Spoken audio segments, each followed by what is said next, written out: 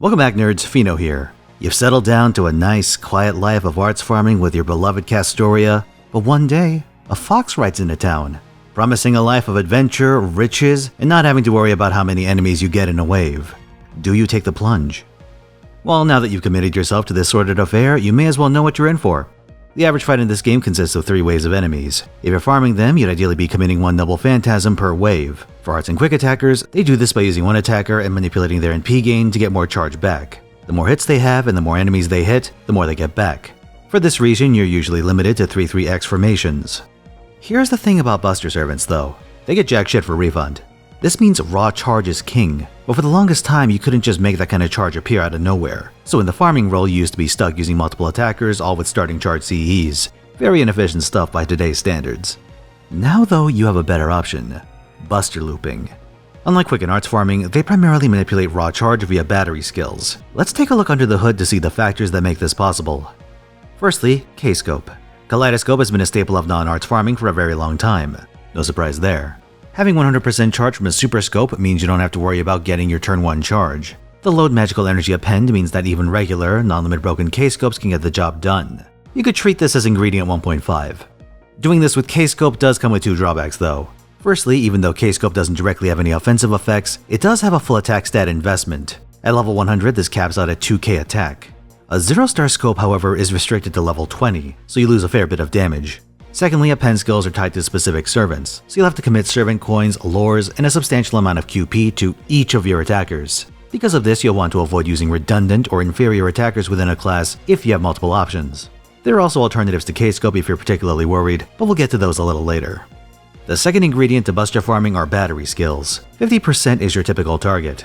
Other numbers work, but they involve less pure Koyanskaya teams, so again, kick that can down the road.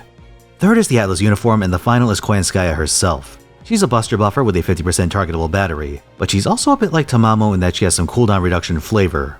Unlike Tamamo, who has to spam her Noble Phantasm to exploit it, Koyanskaya's CDR is on one of her skills, that battery specifically.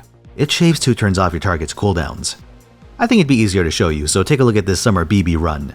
K-Scope takes care of my turn 1 damage need, so I just use Koyanskaya's offensive buffs and pull the trigger. Once she gets her first skill upgrade, you could use that too, but ignore it for now. On turn 2, we start things off with BB's battery to get 50%. Koyanskaya number 1 donates the missing 50%, reducing BB's cooldown from 7 to 5 turns. We turn these enemies into pizza dough, which takes us to turn 3. Now you may have noticed that BB is down to 4 turns. That's because a turn passed, which is the normal way cooldowns are supposed to work. It's one of those things that's obvious when it's laid out in front of you, but it's easy to forget when you're trying to math out your cooldown reduction. But yeah, 4 turns puts us right on schedule. Koyanskaya can give the first 50%, and this will also bring BB to 2 turns.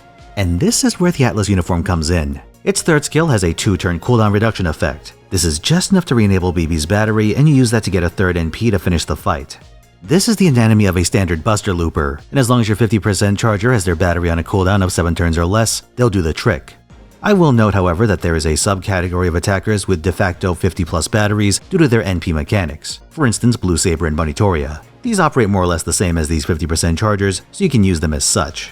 But in general, keep in mind that some of these subsequent options can work as well, though they tend to be more intensive in party cost or upfront requirements.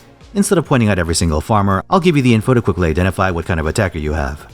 Our next category requires a 3rd charger with 50% charge or more at their disposal, and it has to be split over at least 2 skills.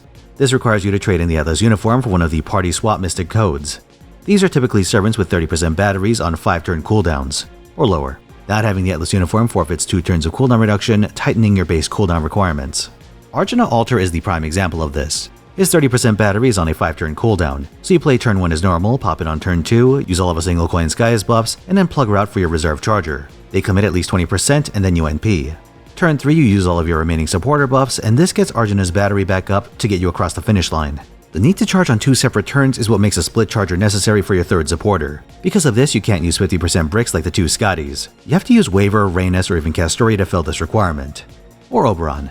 But before we talk too much about him, let's take a look at the next category. These are servants that absolutely require Oberon and K-Scope to function. These servants have a 30% battery, but it's on a cooldown that's too long to use twice. Kind of an insane example, but work with me here. Spartacus. I know, only a psychopath would farm with Spartacus, but it's a lot easier to understand this way than if I went through a King Protea loop. But getting back to Spartacus, his gut/battery is on a 7-turn cooldown. Because of this, you can only use it once. So you do a standard turn 1, pop the gut/battery on turn 2, use up one of your Koyans and then swap in Oberon to get his 20% battery. The other skills you keep in reserve.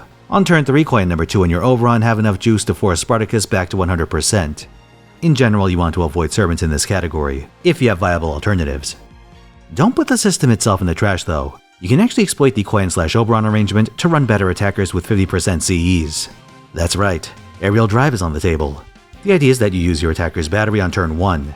If you're using a 50% attacker, you can even incorporate a regular 50% support instead of Oberon. This all assumes its cooldown is on 6 turns or less, by the way. You double Koyan on turn 2, and then once turn 3 rolls around, your battery's back up. You then follow up with your third charger to complete the run. If you're using a 30% attacker instead, you need their Charger Pen skill and Oberon to meet your shortfall. You also need the battery to be on a 6-turn cooldown or shorter, so Spartacus tier attackers are still stuck in their personal hell. It works just like the previous arrangement, except your 30% battery on the final turn absolutely requires Oberon 70% for a complete loop. Now let's talk about abnormals. These are oddballs that have some bizarre attribute that lets them engage in some very strange and esoteric strategies. Of these, you've probably encountered Emiya Archer. He's a hybrid attacker who spends one of his turns as an art servant. Now why would you do that? Well, he has no inherent battery, but Unlimited Blade Works packs a crazy AoE hit count of 10. For reference, 3 is the low end of what allows arts attackers to loop. Because of this, he can gain a full charge just by using his NP. Now there are 2 drawbacks. First is that, because you're running in with Koyanskaya, your only reliable buff for your arts turn is Emiya's own rainbow buff. Your damage is going to be a lot lower. Secondly, unlike normal Buster Loopers, Emiya does care about enemy arrangements. Either Wave 1 or 2 has to have multiple enemies. Realistically, Wave 1 due to your reduced damage output. With K-Scope and an offensive Mystic Code, typically Fragment of 2004, you'll meet your charge requirements. Just remember to pick Buster on turn 3 once your rainbow buff comes off cooldown. You can also experiment with a third charger and Black Grail, though this gets a lot more into Arts-esque territory, so I'll stop there. Arquaid has a 100% battery on a 7-turn cooldown, so she can run any craft essence she wants, though you do need the Yellow's uniform for a self-contained frontline. For damage reasons, it's usually going to be a Black Grail, but you have the option of picking something else for efficiency. She enables 6-slot teams without a third charger, which is great for situations where your damage needs are low, but you want to min-max drops. I talked at length about Melusine in her whale video, so give that a look if you want info about her. A VK Bron has what is effectively an 80% battery due to rounding. Its battery is too long for cooldown reduction, but you can brute force charge with either a K-Scope and a 20% external source, or a 50% CE and Oberon. We talked about the Altrias earlier, but some of them do have an alternative overcharge-based build. At 300% overcharge, Saber for instance gets 35% of her meter back instead of the base 20. 2 of the key options on this front are Duke of Flame and Rising Mud Rain. The latter is a worse Black Grail for most servants, but for these overcharge loopers, it can let you hit higher damage numbers than you'd get with the 50% CEs. The idea is that you get your Append skill so you can hit around 50% with your battery on turn 1. A Vitch fills the rest. On turn 2, you get 35% from Excalibur's Refund, another 50% from Koyan number 2, and then you plug in Oberon for the final 20%. On turn 3, you get 20% back from Excalibur. Castoria's batteries back up for another 30, and the final 50% is provided by Oberon for a complete loop. For this tier servant, just remember to make sure that your craft essence gives +2 overcharge, otherwise you're going to end up in some messy situations.